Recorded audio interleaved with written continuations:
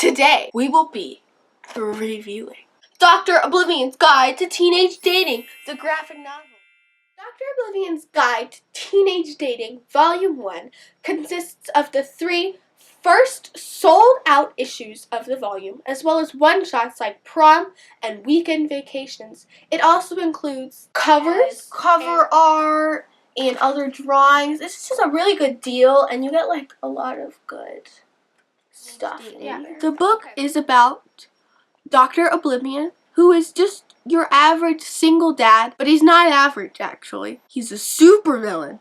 And it's about his daughter and how he's a single dad, and while he's trying to take over the world, he also has to deal with his daughter dating. And she's just not dating anyone. She's dating the town's superhero, his arch nemesis, the mongoose.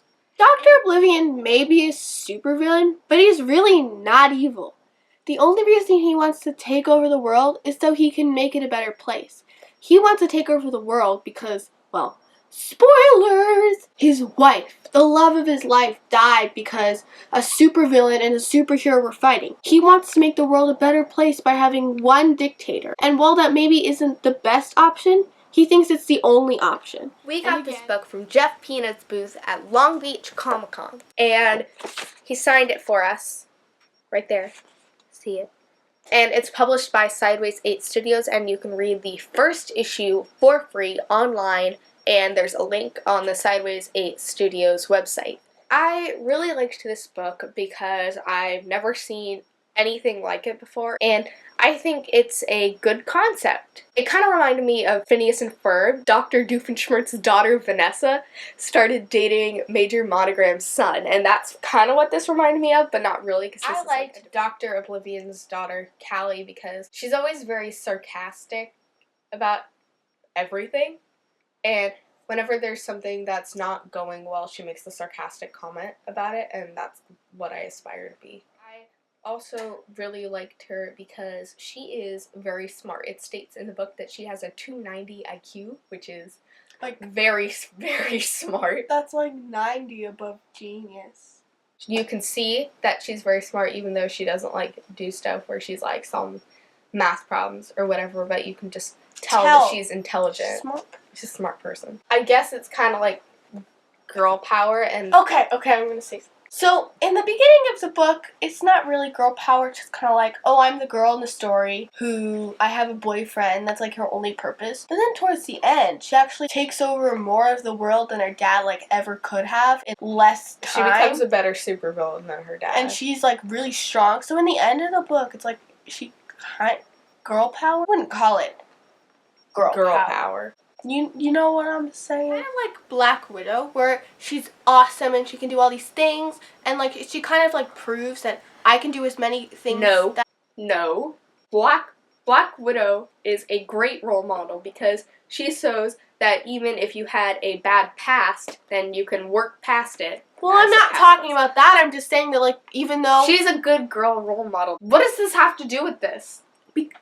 Nothing. It's an all-ages comedy about superheroes. So I think boys and girls could really enjoy it. Of every story in the entire world about a dad getting upset about a daughter dating someone. But in this case, it's a little more extreme because he's dating... Oh! Like in Parks and Rec.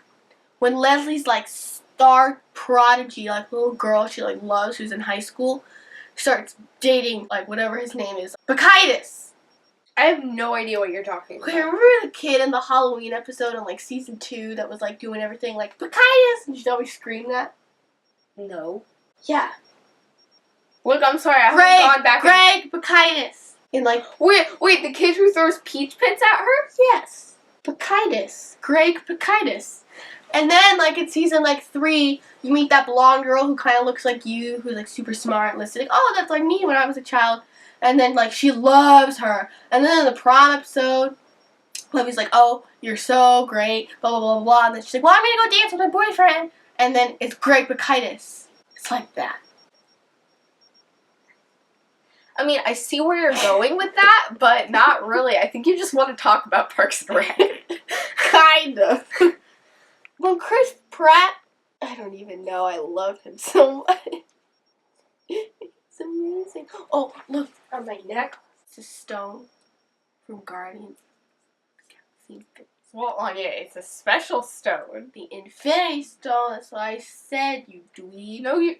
No, you didn't. This is my Chris Pratt bait. If you wear this around your neck every day, one day, I promise you, Chris Pratt will come and say, hello! And then he'll be like, I've got to go save the world in one of my movies. Extremely Tweeks approved. I very much liked it. It's very good. Read it, please. Oh, that's all for now. Follow us on Instagram, Twitter, Tumblr, Periscope, and like us on Facebook. Subscribe to us on YouTube. And check back every Thursday on ComicMix.com for new videos. Bye! Bye.